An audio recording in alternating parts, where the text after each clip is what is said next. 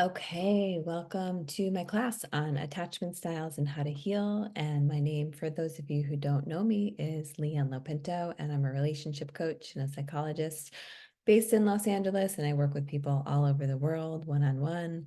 And I also am a breathwork teacher too. So sometimes I combine therapy and breathwork in sessions together. And so today's presentation on attachment styles is really going to take you through the four main attachment styles: secure, anxious, avoidant, disorganized, and really focus special attention on how to heal, which is basically how to move into secure attachment. And so I know that attachment styles are not a new thing. This is something that has become very, very popular over the last 5 years at least. And I'm very excited because although I don't always love all of the stuff that's being taught on more of like a mainstream or popular level, I really do have to say, after so many years of working one-on-one with people, and now it's been over 13 years of one-on-one support with people, but then the last 7 years really focusing and specializing on relationships. I really have to say that attachment style is so, so, so important. And so it is one of those things that I really consider to be a foundational piece of healthy relationship skills. So we're going to get into all of this today. And so the overview for today is I'm going to do a really quick introduction to attachment style if you're new to it. Then I'm going to move into the four styles of attachment: secure, anxious, avoidant, and disorganized. And I'll really be sharing the characteristics of each of these and also what the root cause is of each of the different styles. And then I'll touch a little bit upon how codependency weaves into attachment style. And then I'm going to spend most of the time really taking you through a deep dive into how you can move towards secure attachment, because I'm making the assumption that if you're watching this, there might be some people who are already in secure attachment, but most of the people who are going to be here listening to this class are going to be in one of these other three categories: anxious, avoidant, or disorganized. Disorganized is a combination of anxious and avoidant, for those of you who don't know yet. And so, sure, there's probably going to be some people watching that maybe they do have secure attachment. Maybe they're watching it just to get an understanding of attachment styles. Maybe they have a partner who does not fall in secure attachment range. And so, a lot of what my whole goal is here is to help you understand that attachment style is not fixed. This is something that, yes, it comes from childhood. However, in your adult relationships, you can absolutely move towards secure attachment. And I would argue this is something that should be a top priority for people who are interested in having healthy relationships. And if you're interested in going beyond healthy relationships to these higher levels of relationships that I teach and talk about, conscious relationships and then spiritual partnership, you really want to have a strong, solid foundation. And secure attachment is actually a huge, huge piece of what I mean when I say a secure, healthy, stable foundation of healthy relationships. So we'll get into all of this moving forward. And then at the end, I actually moved this slide to the beginning. What is my attachment style? So this is something where I really want you to have an understanding, ideally, before we dive in, to know what your current attachment style is. And so I'm going to give you a link in just a little bit to an assessment that I use with my clients to measure where they're at right now with their attachment style. And after about 3 months of doing deep, targeted one-on-one work with them, I remeasure to see, because I use it as kind of a progress monitoring tool to measure their progress over time, because it's absolutely possible to move into secure attachment after 3 to 6 months, depending on your unique circumstances. But it really, if you have a desire to change and you really are working with the right person and doing very focused work, you can definitely move into secure attachment within 3 to 6 months. Okay, so just a super duper quick introduction here. Attachment theory comes from two psychologists, John Bowlby and Mary Ainsworth, back in the 50s to the 70s, who studied infants' behavior with caretakers, specifically with mothers. So they began to notice patterns in how the children and how the babies were actually showing attachment to the mothers, depending on what the relationship was. And so there's 4 different types of attachment styles. Secure is the ideal, and that's really the healthy range of where everybody really should be shooting for. Anxious attachment and avoidant attachment are 2 ends of a spectrum. And then disorganized attachment is actually a combination of both. Okay, so if you don't know what your current attachment style is, then go to this link here. And it's really just a super quick 5-minute assessment that you can take. And so I'll just give you a moment to type that in if you're somebody who doesn't know. And you can pause the video, obviously, and take it and come back after a few minutes. Now, the language that they use when your results pop up, it's a little bit different from the language that I use and that most people use who are teaching about attachment style. So when they say preoccupied on the results, that equals anxious attachment. When they say dismissing, that equals avoidant attachment. And when they say fearful avoidant, that is a combination of both, which is disorganized attachment.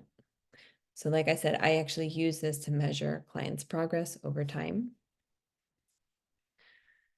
And so again, you can pause the video if you need to check that for yourself.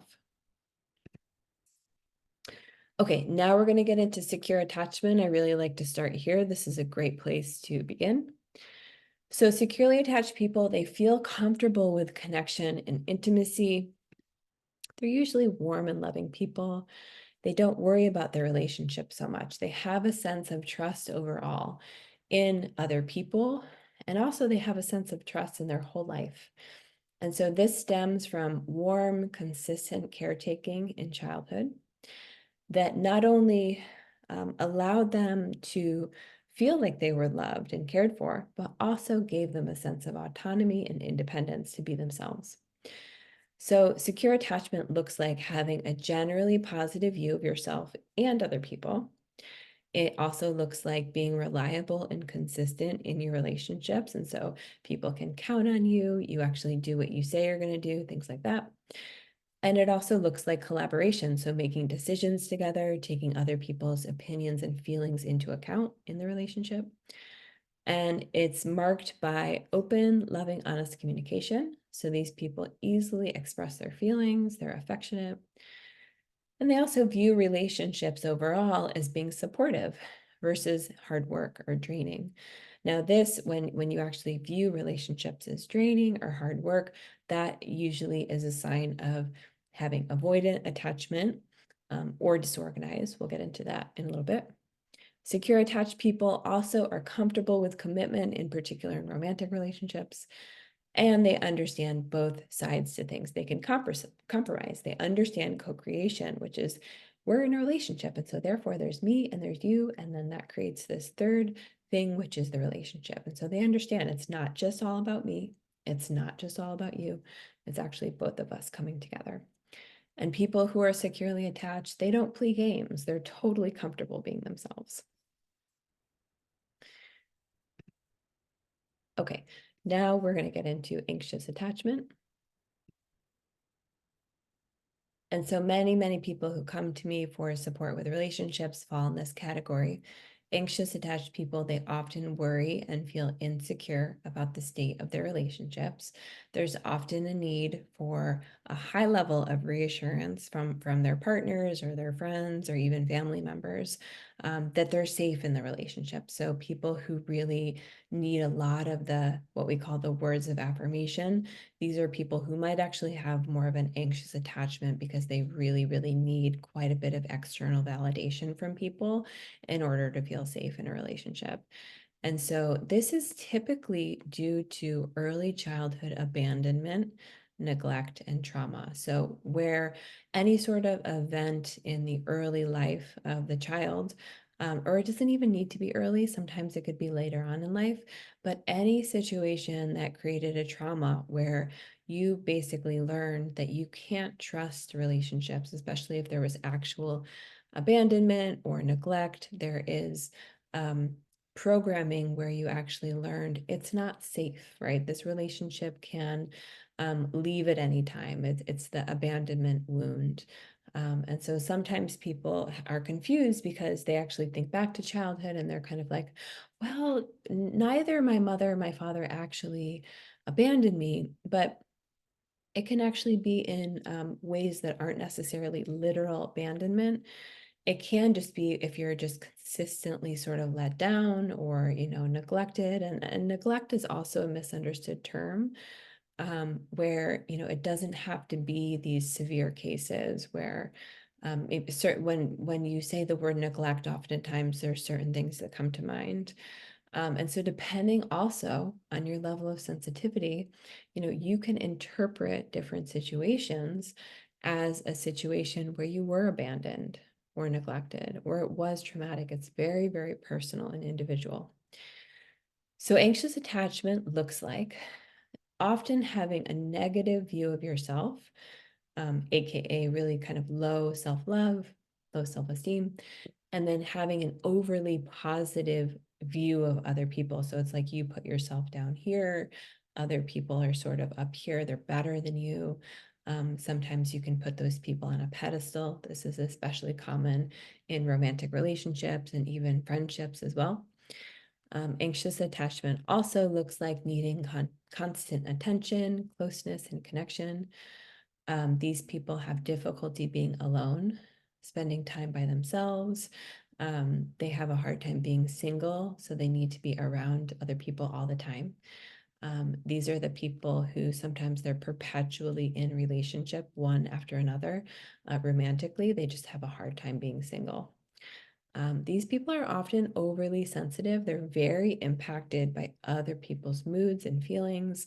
They might be very in tune in a way that's sort of hyper vigilant, really sort of a focus on the external in terms of how everyone around them is doing and maybe perceiving them.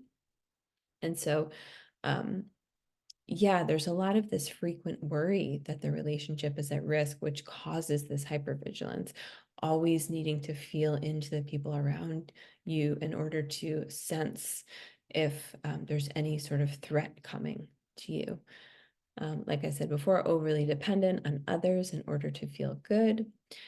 And these people also have difficulty being their true, authentic self because they actually don't believe they're worthy, right? They don't have great levels of self-love. And so, therefore, they're not really going to present themselves truly and authentically because they ultimately don't think they're worthy of being loved. And so, these are the people that might sort of present themselves in a way that maybe isn't true. They're people pleasers. And so, they tend to hide their true, authentic self because they don't think they're good enough. And so, they have to sort of shape shift and mold themselves into whatever they think that the people around them want or what might be lovable. And these people are often really preoccupied by thinking about their relationships all the time. And so, in a way that is higher than average, they're thinking about their relationships, worrying about them, or even trying to predict how the future is going to actually go in their relationships. And these people often have difficulty openly expressing their feelings because, again, tying back to low self-worth, they just don't openly offer how they're feeling to other people. Um, it might be, that they don't feel like they're good enough. They don't feel like they're worthy. They might not even be in touch with their feelings because they're so focused on everybody around them that they might have the tendency to put their own needs kind of to the side. Sometimes they expect other people to just know what they are feeling or what they need, expecting other people to be mind readers. They're just not great at open, honest, loving communication. Sometimes these people can be suspicious of, especially of partners. They might always be sort of checking or like digging to see if this person is cheating on them or, talking to ex-partners and things like that. They just ultimately don't trust the other person. And ultimately, they seek externally to fill a void. So this is the main problem with anxious attachment, is that there is a low level of self-love and self-worth internally. So there's a void inside that you're trying to fill by seeking and pulling externally, whether that's external validation, whether it's surrounding yourself with people all the time.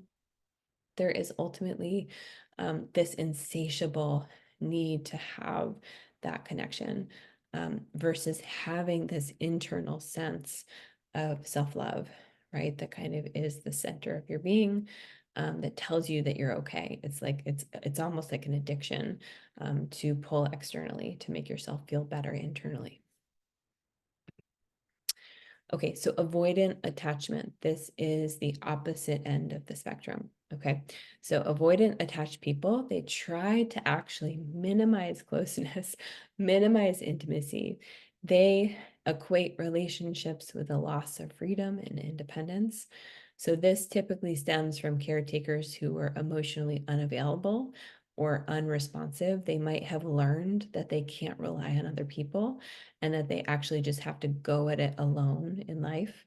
And this also can happen as a way to self-protect from relationships that were harmful or smothering. And so this is one where it can actually stem from a bunch of different places, but this is what it looks like. You kind of have an overly positive view of yourself, a more negative view of other people. They're kind of the hyper independent. I'm going to do it all myself. I'm going to do it right. I can't rely on other people. That's kind of the vibe here.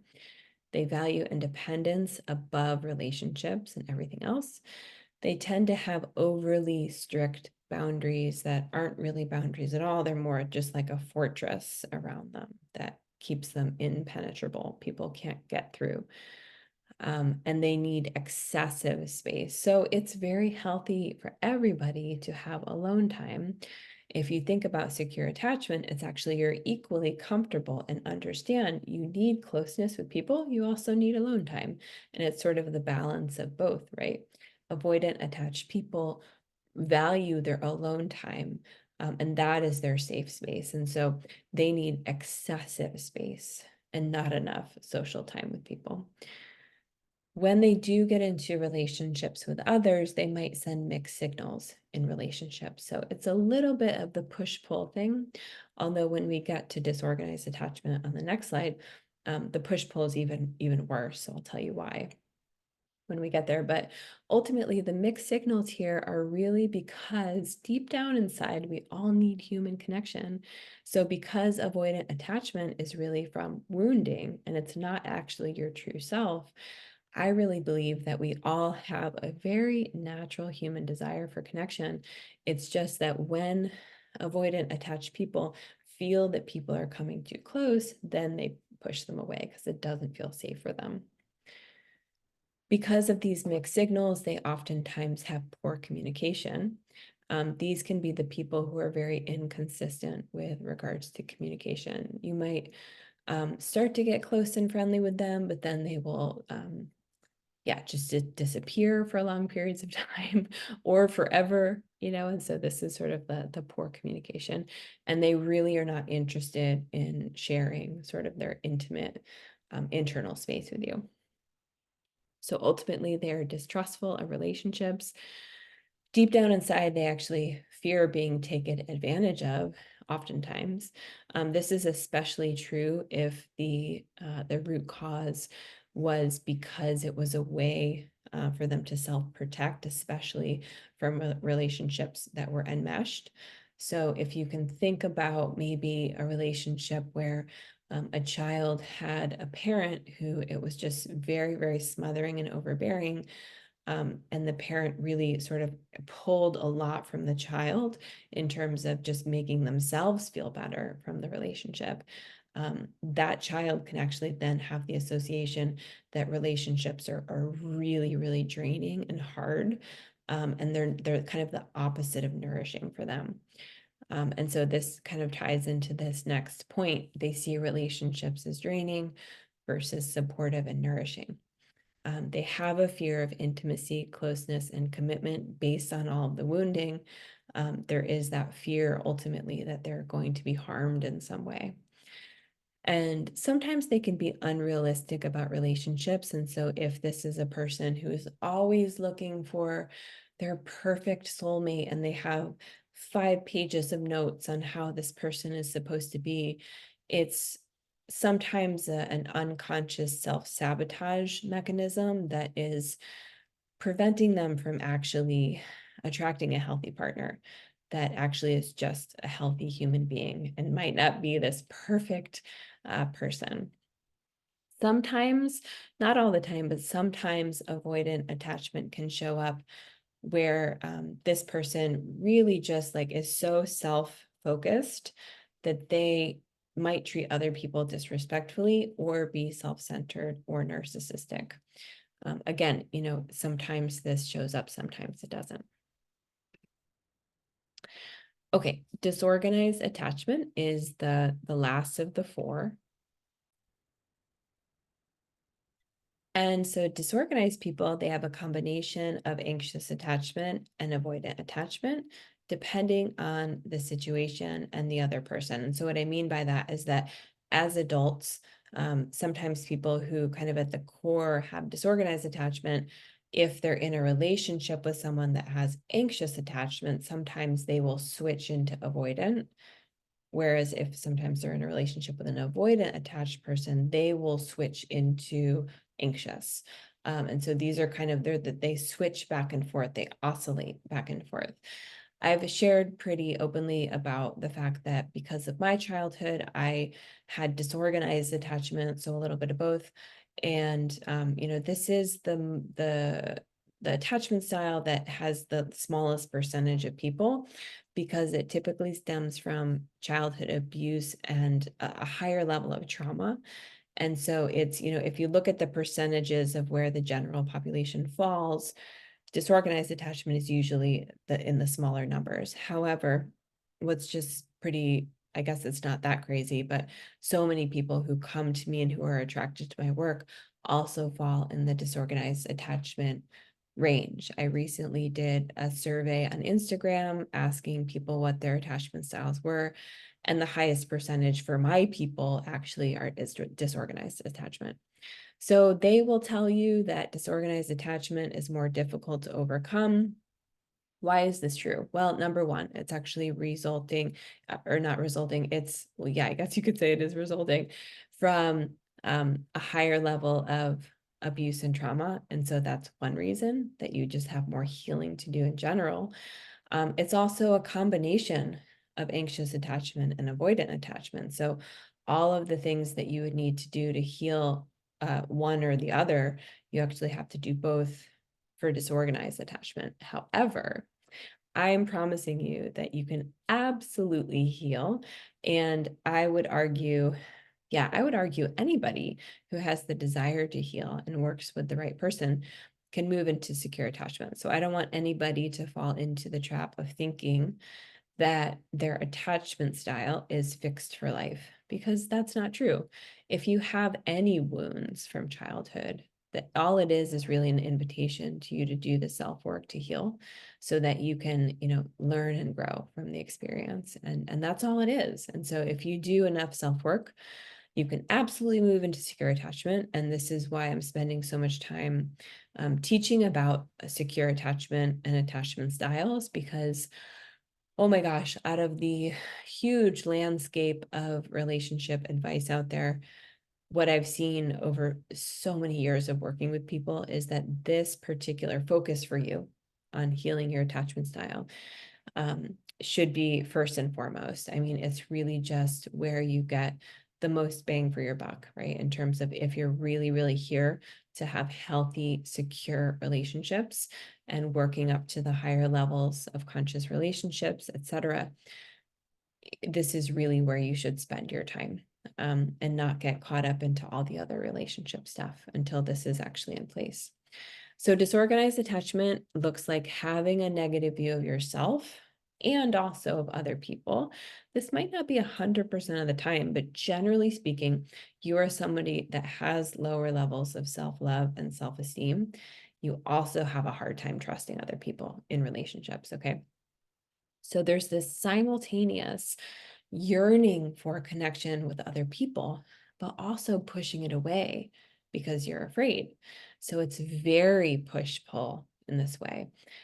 These people tend to send really mixed signals to people and be very confusing in terms of what they want. And so, trust me, speaking from someone who comes from this, if you have disorganized attachment that hasn't been healed, it can be very hard to be in relationship with these people. One minute you're anxious, the next you're avoidant, and it's just very confusing to yourself and other people. And so this is, this kind of oscillation between anxious and then avoidant. This is beyond the normal rhythm of closeness and then space. So don't get this confused. Within the realm of secure, healthy attachment, there totally is a balance of understanding how to deeply be intimate with somebody without having fear of intimacy, and also not being enmeshed 24/7. So you know how to do the separation into your own energy. And so this is what gosh, back in 2017, this phrase came in very loud and clear, and I still use it to this day. It's called the dance of union and separation. The dance of union, coming together very, very close, intimate, being open-hearted and not having any barriers to that. And knowing in a relationship, you also have to separate out into your own energy. And flowing between those two states is part of healthy, secure attachment.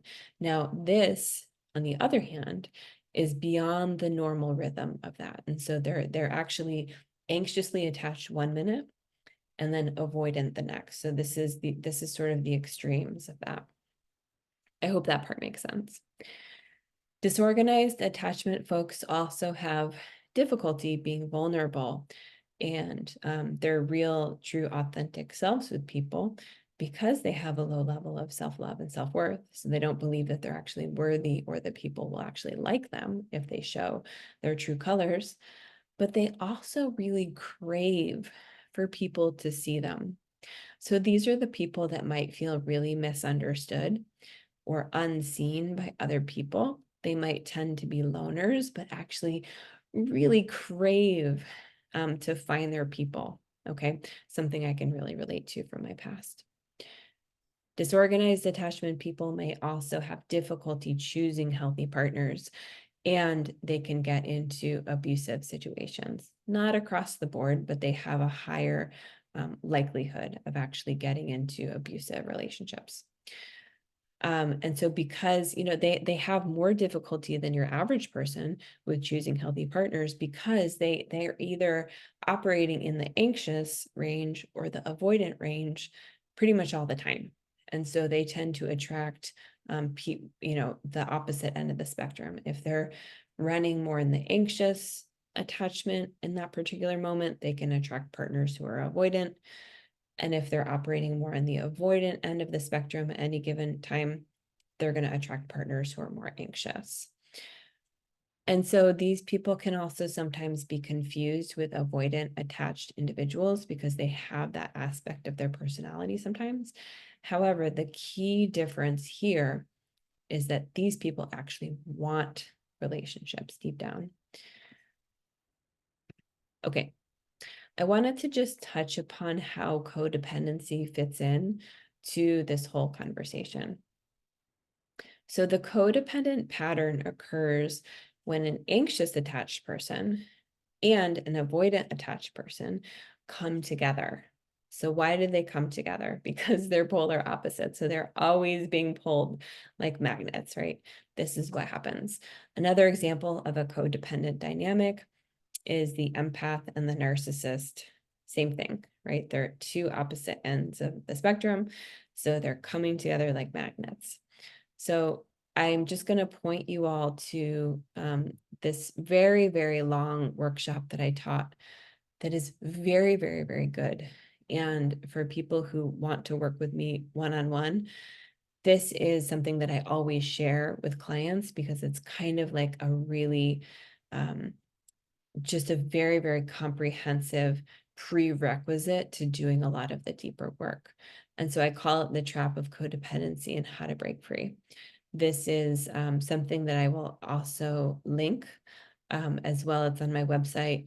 If you need to access it and you don't have access to it currently, just email me, but you can also get it on my website.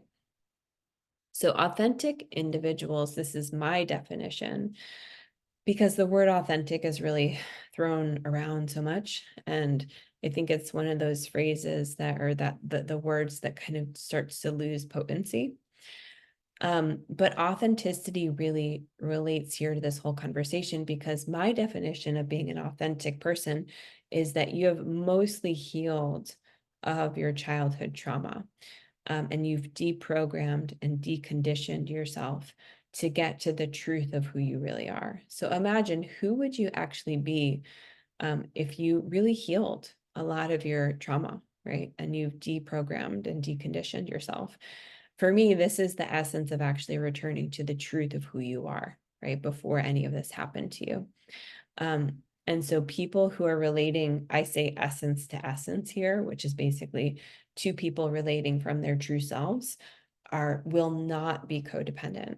Okay, I get into this in the video, but basically, if you're somebody who is an authentically expressed person, who has freed yourself from trauma, or maybe you are one of the lucky individuals who had a great childhood and you just ended up with secure attachment.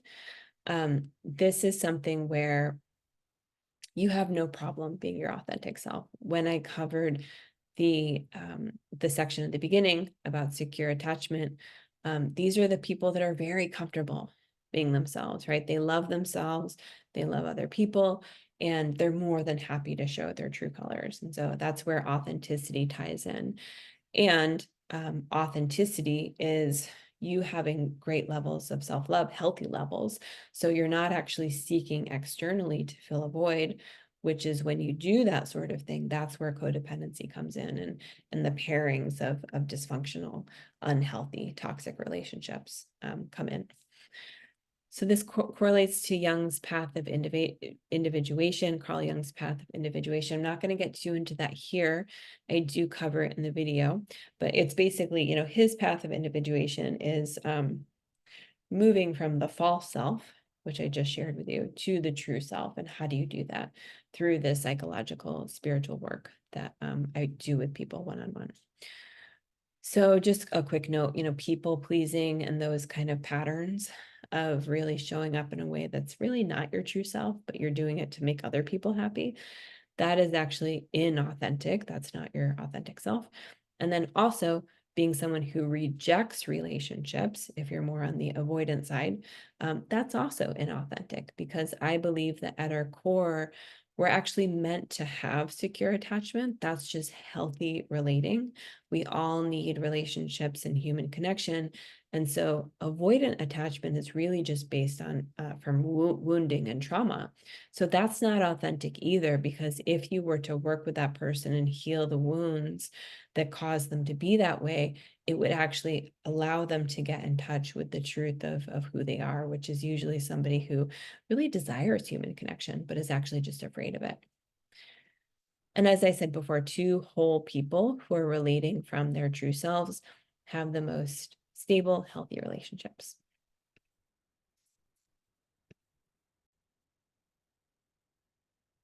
Okay, so this slide and then the next one are going to really get into how to move towards secure attachment.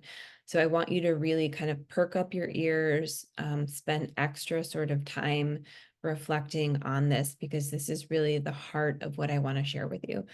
Beyond just learning about the different attachment styles, everybody should make secure attachment their North Star, as I always say. And so the first step here is to know your current attachment style. So I already shared the assessment that you can use. You can also refer to an excellent book that I highly recommend. It's the #1 book I recommend to clients on attachment style, and it's called Attached. And so just type it into Amazon. That's a great book to really dive even deeper into the attachment styles. They don't cover disorganized attachment in that book. I really wish they did. I don't know why they don't.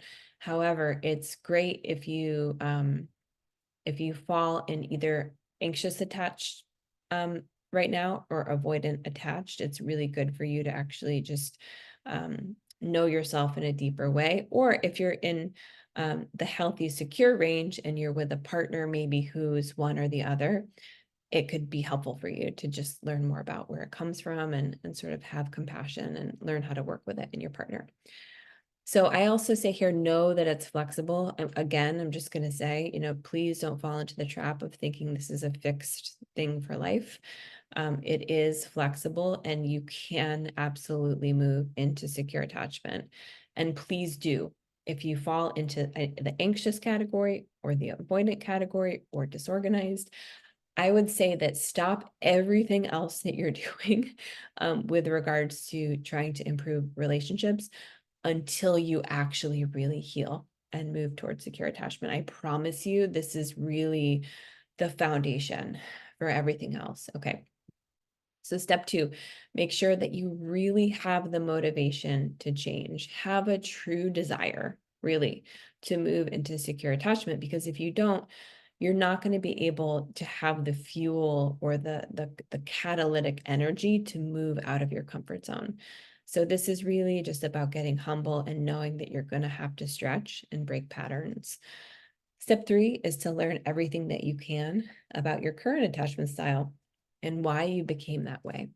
So tracing it back to childhood and working to heal those wounds. So this part here, there's some people that I work with that already know. They're very clear. They know exactly where it comes from, and they just need help healing those wounds. There's other people who have no idea, and that's totally fine. Even in my own life, I'm still uncovering little bits and pieces. I figured out the big stuff of where things trace back to, but even now, there's always another layer, right? And so this is where it's really, really essential to get support, right, from a professional to help you. Step 4, learn everything you can about secure attachment and make that your North Star. Practice it in all of your relationships. So here's the thing that I want to share with you. It's kind of the whole debate nowadays about, should I do therapy or should I do coaching? In my opinion, it's actually great to do both. So why is that? Because coaching will be focused on, okay, what's going on in your present day world? How can we take steps forward in the right direction, right? Therapy tends to focus on the past, healing childhood wounds and things like that. In my opinion, both are good, right? And so I actually weave both into my work with people. We don't stay in the past and we don't actually just stay in the future without finding where the original wounds come from.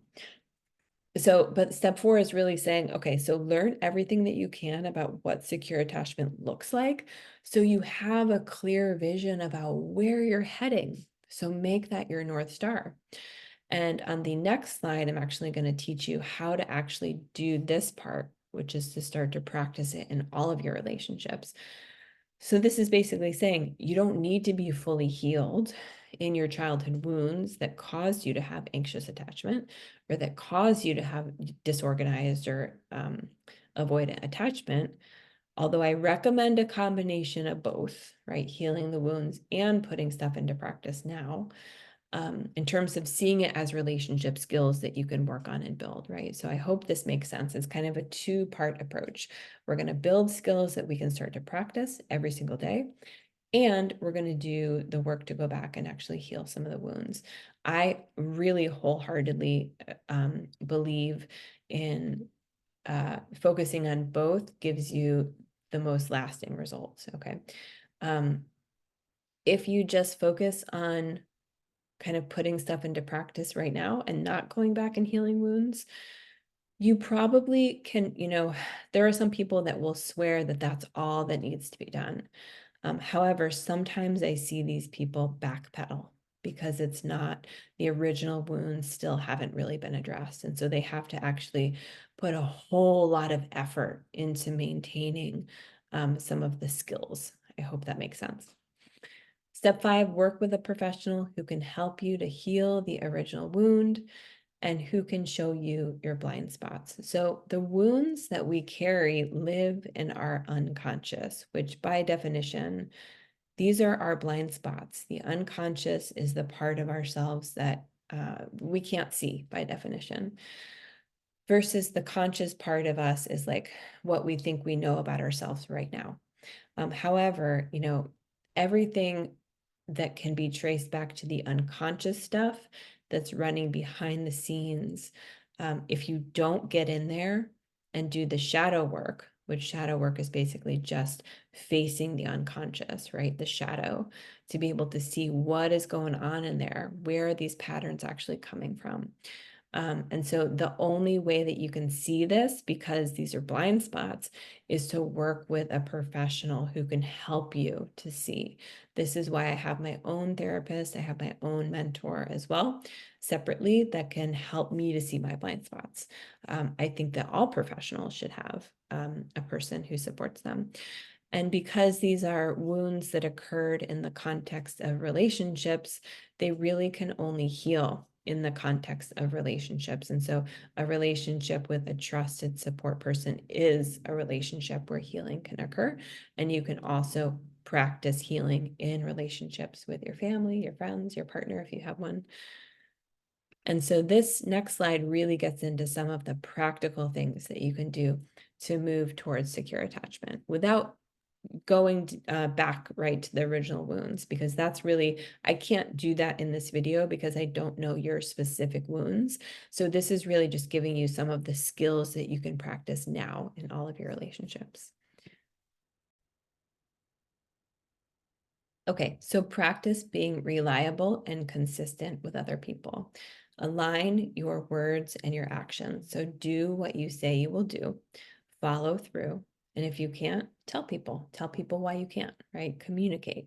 This is basically open, honest, healthy, loving communication, in addition to healthy conflict resolution. Now, I always share that with these things here, my favorite #1 relationship book that can actually help you on a really practical level to do this, especially with regards to having open, healthy communication and healthy conflict resolution, is a book called Conscious Loving by Gay Hendricks and his wife, Kathleen Hendricks. This is my #1 favorite relationship book.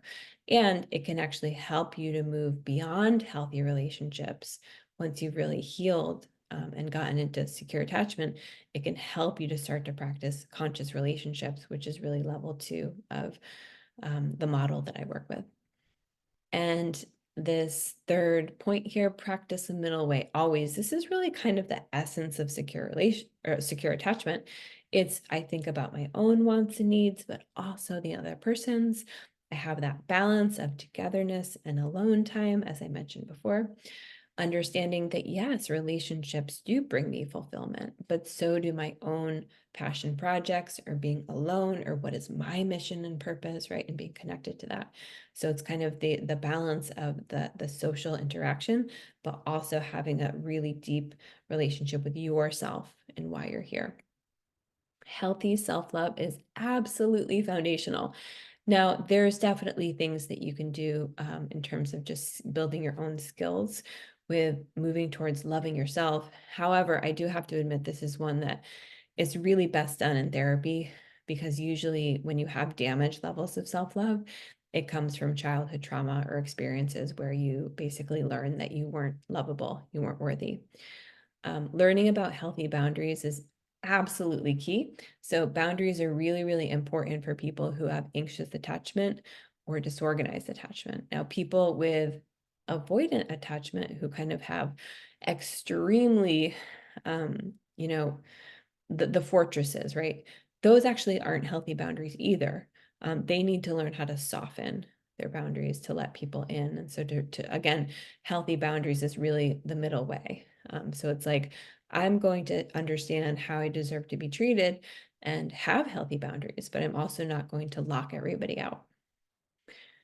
And then understanding that every relationship is a co-creation between two people. Two people are coming together, they're bringing all their stuff, all their personality quirks and all the stuff, all their baggage that's unhealed.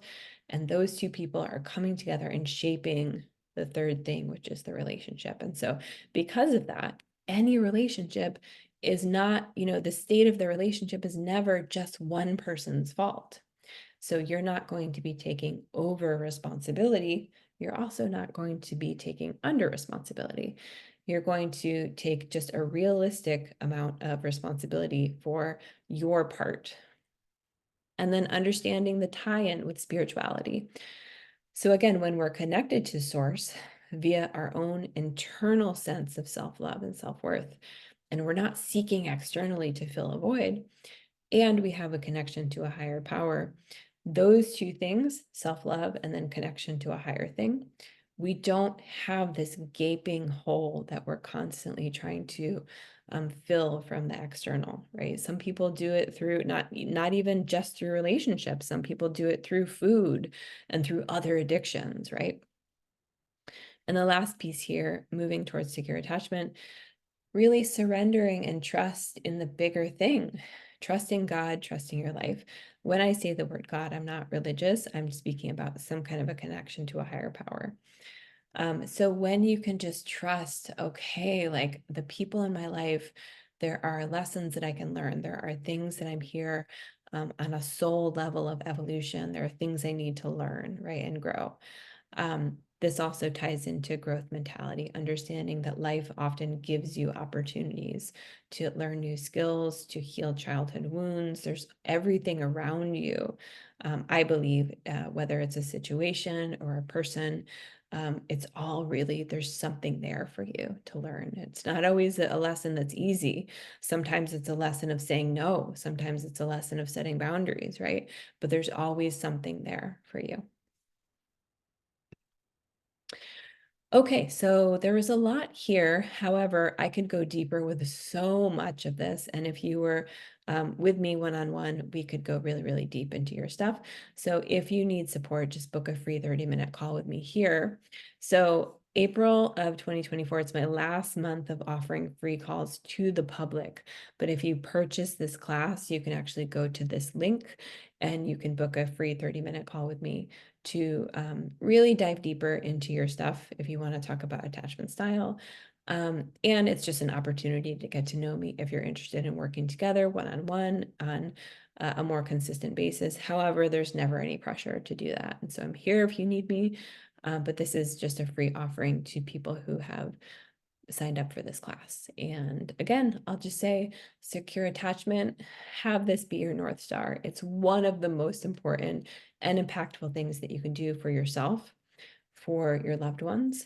If you have children, oh my goodness, this is something where you can bring secure attachment into your parenting and you can really pass this down to the next generation. So I hope this was helpful. Reach out with any questions and I'll talk to you soon.